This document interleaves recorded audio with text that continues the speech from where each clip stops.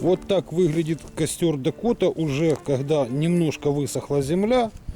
Вот примерно вот так получается внутри. Ниже камеру опустить не могу, потому что жар. Горит. Могу разве что приблизить.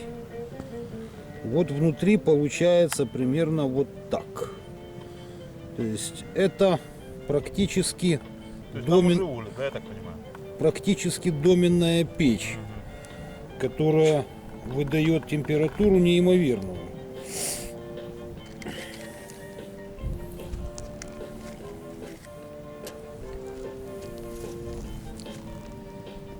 Это все те же дрова.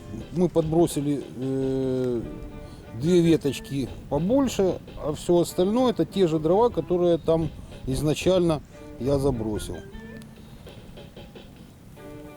Немножко добавил мелочи. Вот так оно горит уже на протяжении почти часа. То есть малое потребление дров, И, экономное. и да? большая теплоотдача. Получается очень высокое КПД. Да. И что хорошо, сбоку его просто не видно.